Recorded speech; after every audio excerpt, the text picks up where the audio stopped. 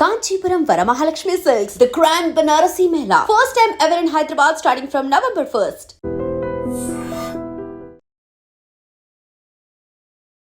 నమస్కారం. పశ్చిమ గోదావరి జిల్లా భీమవరంలో ఒక దారుణమైన సంఘటన చోటు చేసుకుంది. ఒక్కసారి మనము ఆ విషయంలోకి వెళ్తే గునుపాటి శ్రీనివాస్ అనే వ్యక్తి, గునుపాటి రాజ్యలక్ష్మి, అదేవిధంగా గునుపాటి రవితేజ అమ్మ సోదరిని ఇద్దరిని కూడా కత్తితో పొడిచి మరీ హతపరచడం జరిగింది. అసలు ఎందుకు హతమార్చారంటే, నేను మనిషిని, వాళ్ళిద్దరు దయ్యాలు, నన్ను పీక్కు తింటున్నారు, వారు తిండి పెట్టకుండా నన్ను హింసిస్తున్నారు, దొంగ నోట్లు మారుస్తున్నారు, అంతేకాకుండా వారి పొట్ట కూడా చాలా గట్టిగా ఉంది, చాలా స్ట్రాంగ్గా ఉంది, ఏదో లోపల ఉంది, నేను ఎంత పొడిచినా సరే కానీ కత్తి లోపలికి వెళ్ళడం లేదు, వారు దయ్యాలు, ఆ కడుపులో ఏముందో నాకు తెలియాలి, పోస్ట్మార్టం చేసి ఖచ్చితంగా ఆ రిపోర్ట్ నాకు ఇవ్వాలి అని చెప్పేసి పోలీసులతో చెప్పే మాటలు వింటుంటే మనకు ఇట్లా వణుకు పుడుతుంది. కానీ అందులో ఆయన చెప్తున్న మాటలు వింటుంటే అతనికి ఎక్కడా కూడా రీగ్రెట్గా ఫీల్ అయినట్టు అయితే కనిపించట్లేదు. అంటే తప్పు చేసిన భావన ఎక్కడా లేదు. వాళ్ళు నేను ఏం మాట్లాడుకోవాలనుకుంటున్నానో, ఏం మాట్లాడబోతున్నానో, నేనేం అనుకుంటున్నానో అనే విషయాలు ముందుగానే తెలిసిపోతున్నాయి. నేనేం చేయబోతున్నానో అనే విషయాలను కూడా ముందుగా తెలిసిన వెంటనే నన్ను ఆపివేయడం జరుగుతుంది. అదేవిధంగా నన్ను పిచ్చోడు అని అంటున్నారు. వాళ్ళు దయ్యాలు, వాళ్ళు పీక్కు తింటారు, మళ్ళీ బ్రతుకుతారేమో అని భయం వేస్తుంది, వారిని ఎలాగైనా సరే బ్రతకనివ్వకుండా చెయ్యండి అని చెప్పేసి పోలీసులతో ఆ శ్రీనివాస చెప్తున్న మాటలు ఇప్పుడు తెగ వైరల్ అవుతున్నాయి డిజిటల్ మీడియాలో. ఒక్కసారి ఈ కేసులో చూసుకున్నట్లయితే అతని మానసిక పరిస్థితి బాలేదు అని చెప్పేసి తన సోదరి వాణి చెప్పడం జరిగింది. 2013వ సంవత్సరం నుంచి కూడా తనను హాస్పిటల్లో చూపిస్తున్నట్లు, అందుకని చెప్పేసి అతని మతస్థిమితం బాలేదు కాబట్టి ఇంట్లో తల్లి తనను బాగా చూసుకోవడం అనేది జరుగుతుంది. తండ్రి గునుపాటి శ్రీరాముల్ని కూడా చనిపోవడం జరిగింది. అయితే అతను చనిపోయిన విషయాన్ని మా తమ్ముడే చంపేశాడు అని కూడా ఆ మాటల సందర్భంలో చెప్పడం అనేది జరుగుతూ వస్తుంది. దీన్ని పూర్తి స్థాయిలో కూడా ఇన్వెస్టిగేషన్ అనేది చేయడం జరుగుతుంది. అతను ఏదైతే కత్తితో పొడిచిన తర్వాత చాలా స్ట్రాంగ్గా ఉంది పొట్ట అని చెప్తున్నారు కదా, ఇమీడియట్గా పోలీసులకు ఫోన్ చేసింది కూడా శ్రీనివాసే. ఎవరైతే తల్లిని ఉన్ని సోదరిని పొడిచారో అతనే పిలిచారు. పిలిచిన తర్వాత ఈ విషయాన్ని అన్నీ కూడా చెప్తూ అవి దయ్యాలు, నేను మాత్రమే మనిషిని, అదేవిధంగా ఒక వర్గానికి సంబంధించిన ఇంట్లో దయ్యం ఉంది అని చెప్పేసి అతను చెప్తూ ఉంటున్న మాటలు కూడా చాలా ఆశ్చర్యానికి గురి చేస్తున్నాయి. అంటే దయ్యాలు కాబట్టే నా మాటలు ముందుగానే తెలిసిపోతున్నాయి, నేను ఏం చేయాలనుకుంటున్న పనులు ముందుగానే తెలిసిపోతున్నాయి, కాబట్టి నాకు ఏదో ఒకటి జరుగుతుంది అన్న భయంతో వారిద్దరిని కూడా హతమార్చడం జరిగింది. ఇక్కడ చూసుకుంటే అతని మానసిక పరిస్థితి బాగాలేదు. 2013వ సంవత్సరం నుంచి హాస్పిటల్స్ అంటున్నారు కదా, ఆ రిపోర్ట్స్ అన్నీ కూడా ఇప్పుడు చూడాల్సిన పరిస్థితి వస్తుంది. అదేవిధంగా ఎవరైతే డాక్టర్ ట్రీట్మెంట్ చేస్తున్నారో ఆ డాక్టర్ని కూడా పోలీసులు ఇన్వెస్టిగేషన్ చేస్తారు. చేసిన తర్వాత అతని మానసిక పరిస్థితి ఏంటి, ఏ స్థాయిలో ఉంది, డాక్టర్స్ అందరినీ కూడా ఎవరైతే డాక్టర్ ట్రీట్మెంట్ చేస్తున్నారో ఆ డాక్టర్ని పోలీసులు ఇన్వెస్టిగేషన్ చేస్తారు. చేసిన తర్వాత అతని మానసిక పరిస్థితి ఏంటి, అతనికి ఎలాంటి టాబ్లెట్స్ యూజ్ చేస్తున్నారు అన్నీ కూడా అవన్నీ ఇప్పుడు ఆ ఇన్వెస్టిగేషన్లో మొత్తం కూడా ఎంక్వైరీ చేస్తారు. చేసిన తర్వాత ఇతను ఇదివరకు కూడా ఏదో ఒక చోట వాచ్మెన్గా కూడా వర్క్ చేశారు. అక్కడ ఇతని మెంటల్ కండిషన్ బాగాలేదు అని చెప్పేసి సిబ్బంది గుర్తించిన తర్వాత ఉద్యోగం నుంచి కూడా టర్మినేట్ చేశాము అని చెప్పేసి చెప్తున్నారు అన్న వార్త కూడా వినిపించడం జరుగుతుంది. అక్కడికి కూడా వెళ్తారు. వెళ్ళిన తర్వాత అతను ఏం బిహేవ్ చేశాడు, అతని మానసిక పరిస్థితి బాగాలేదని మీరు ఎలా ఐడెంటిఫై చేశారు అనే విషయాన్ని కూడా పోలీసులు ఎంక్వైరీ చేయడం అనేది జరుగుతూ వస్తుంది. అంటే ఇక్కడ మర్డర్ కేసు ఇన్వాల్వ్ అవ్వదా అతనికి అంటే అవుతుంది. కానీ అతని మెంటల్ కండిషన్ బాగా ఉన్నప్పుడు, నిజంగానే మానసిక పరిస్థితి బాలేక అతను ఏదో హాలోజినేషన్లో బ్రతుకుతున్నాడు, అతను ఒక ప్రపంచంలో ఉన్నాడు, అతను అనుకున్నదే కరెక్ట్ అనుకుంటున్నాడు అని చెప్పేసి మానసిక పరిస్థితి బాలేదు అని కనుక డాక్టర్స్ ధృవీకరించి ఒక పత్రం ఇచ్చారు అనుకోండి, దాన్ని మళ్ళీ గవర్నమెంట్ హాస్పిటల్కి కూడా రిఫర్ చేస్తారు. చేసిన తర్వాత గవర్నమెంట్ డాక్టర్స్ కూడా దాన్ని ఒకసారి చెక్ చేసి తర్వాత ఇతనికి ఎలాంటి టెస్టులు చేయాలో అన్ని చేసిన తర్వాత సైకియాట్రిస్టులు, సైకాలజిస్టులు కూడా అతని యొక్క మెంటల్ కండిషను, అదేవిధంగా అతని బిహేవియరు ఎలా ఉంటుంది, అంటే ఇప్పుడు ఒక వ్యక్తి నా కోసమే అనుకుంటున్నారు, నేనేమనుకుంటున్నానో వినగలుగుతున్నారు, నేనేం చేయాలనుకుంటున్నానో చూడగలుగుతున్నారు అనేది అదొక హాలోజినేషన్. అంటే వారు ఒక భ్రమలో బ్రతుకుతూ వస్తున్నారు. అది ఎంతవరకు ఏ తారాస్థాయిలో ఉంది, ఎలాంటి సిచ్యువేషన్లో ఉంది అనేది కూడా ఇప్పుడు చూస్తారు. ఇక్కడ చూడాలంటే ఇతని మానసిక పరిస్థితి బాగాలేకపోవడం వల్లనే అటు తల్లిని అదేవిధంగా తమ్ముడిని కూడా కత్తితో దాడి చేసి చంపేయడం జరిగింది అని చెప్పేసి ఒక పక్కన వాళ్ళ సోదరి అయిన వాణి చెప్తున్నప్పటికీ కూడా అసలు పూర్తి స్థాయిలో ఇన్వెస్టిగేషన్ జరిగిన తర్వాత అప్పుడు ఎలాంటి కేసులు అప్లికేబుల్ చేయాలి అనేది మాత్రం ఖచ్చితంగా పోలీసులు ధృవీకరించాల్సిన పరిస్థితి నెలకొంటుంది. అంతేగాని ఇక్కడ పిచ్చోని మీద ఇప్పుడు నిజంగానే నన్ను పిచ్చోని అంటున్నారు, మెంటల్ కండిషన్ బాగాలేదని చెప్పేసి అన్నారు అని చెప్పేసి ఇలాంటి ఆరోపణలు చేస్తున్నాడు కదా అబ్బాయి.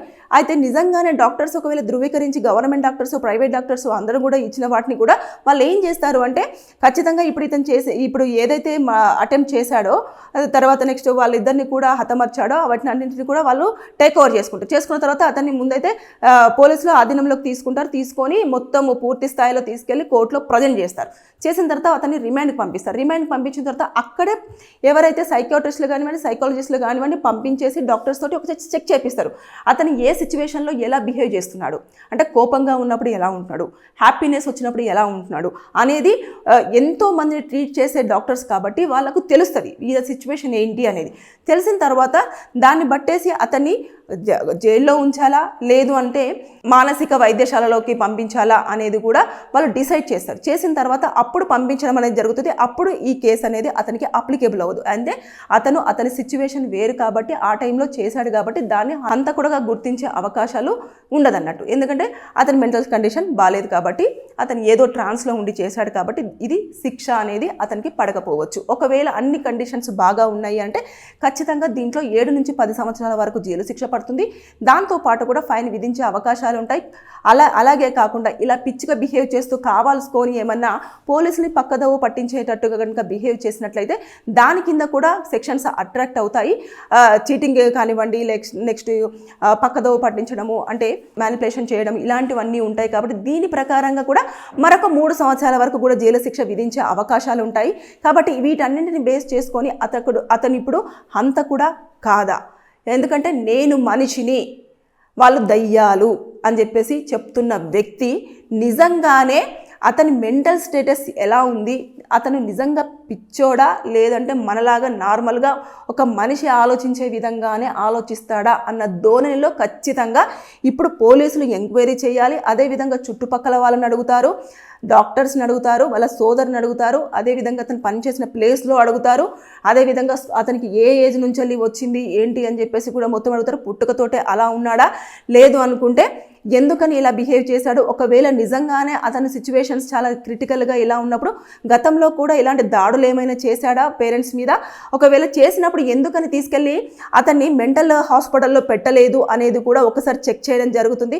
తర్వాత ఎవరైనా డాక్టర్స్ సజెస్ట్ చేయలేదా, లేదంటే సజెస్ట్ చేసినా కూడా కొడుకుని అక్కడ పెట్టడం ఇష్టం లేక తల్లి వాళ్ళతోటే జీవించడానికి వాళ్ళతో పాటే పెట్టేసుకున్నారా, నేను చూసుకుంటాను అని చెప్పేసి ఇవన్నీ కూడా ఇప్పుడు పోలీసులకు చాలా కీలకంగా మారనున్నాయి. ఎందుకనంటే అంత ధైర్యంగా నిలుచొని పోలీసులకు చాలా ఆవేశంగా నేను మనిషిని, వాళ్ళిద్దరు దయ్యాలు, వాళ్ళ పొట్టలు గట్టిగా ఉన్నాయి, వాళ్ళ బ్లడ్ చాలా స్ట్రాంగ్గా ఉంది, వాళ్ళ పల్స్ చాలా స్ట్రాంగ్గా ఉంది, మళ్ళీ వాళ్ళు లేస్తారేమో, ఖచ్చితంగా మళ్ళీ బ్రతుకుతారేమో, కాబట్టి పోస్ట్ మార్టం చేసి ఆ పొట్టలో ఏముంది అన్న రిపోర్ట్ నాకు ఖచ్చితంగా తెలియజేయాలి అని చెప్పేసి పోలీసులనే రిక్వెస్ట్ చేస్తున్నాడు. అంటే అతను ఏ కండిషన్లో ఉన్నారు అనేది మనం ఒక్కసారి ఐడెంటిఫై చేయొచ్చు. కాబట్టి ఇలాంటి వాళ్ళు ఉన్నప్పుడు చుట్టుపక్కల వాళ్ళు జాగ్రత్తగా ఉండాలి. దాంతోపాటు ఇప్పుడు పోలీసులు మాత్రం ఖచ్చితంగా అతన్ని అదుపులోకి తీసుకున్నారు కాబట్టి కొంతవరకు బాగానే ఉంటుంది. కానీ అక్కడ సిచ్యువేషన్ని చూసుకుంటే మాత్రం చాలా దారుణంగా పోలీసులే చాలా ఆశ్చర్యపోయారట. అంటే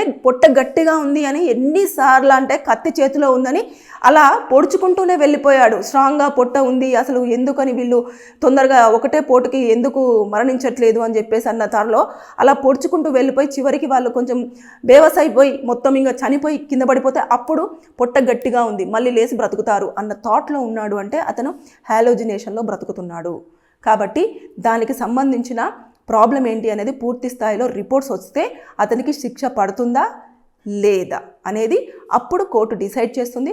కోర్టు ఇచ్చే తీర్పు మీద ఖచ్చితంగా డిపెండ్ అయి ఉంటుంది. పోలీసులు మాత్రం పూర్తి స్థాయిలో ఇన్వెస్టిగేషన్ చేసి ఎంక్వైరీ చేసి ఆ పిల్లోడి యొక్క మానసిక పరిస్థితిని దృష్టిలో పెట్టేసుకొని లేదు అనుకుంటే నిజంగానే కావలసుకొని ఇలా చంపాడా అని చెప్పేసి ఒకవేళ నిర్ధారణ అయితే మొత్తం షార్ట్ షీట్ ప్రిపేర్ చేస్తారు. ఒక 60 to 90 డేస్లో ఖచ్చితంగా షార్ట్ షీట్ ప్రిపేర్ చేయాలి.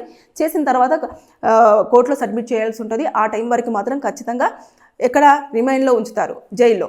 ఆ రిమైండ్లో ఉంచేటప్పుడు మిగతా ఖైదీలకు ఏమైనా ప్రాబ్లం ఉంటుందా ఉండదా అనేది కూడా చెక్ చేస్తారు. రీజన్ ఏంటంటే అతని బిహేవియర్ ఎలా ఉంది, నేను మనిషిని మాత్రమే, చుట్టూ వాళ్ళందరూ దయ్యాలన్న లెవెల్లో బ్రతుకుతున్నాడు కాబట్టి జాగ్రత్త పడతారు. జాగ్రత్త పడి ముందు డాక్టర్స్తో ఒక్కసారి చెక్ చేపిస్తారు. చెక్ చేయించిన తర్వాత అతని జైలుకి పంపించాలా, మానసిక పరిస్థితి బాగాలేదు కాబట్టి ఏదైతే మెంటల్ హాస్పిటల్లో ఉంచాలా అనే దాని మీద ఒక్కసారి పోలీసులు నిర్ధారణ చేసుకొని మెజిస్ట్రేట్ని అడిగి అప్పుడు నిర్ణయం తీసుకునే అవకాశాలు ఉంటాయి. కానీ ఇప్పుడు ఈ వీడియో మాత్రం సోషల్ మీడియాలో తెగ వైరల్ అవుతుంది.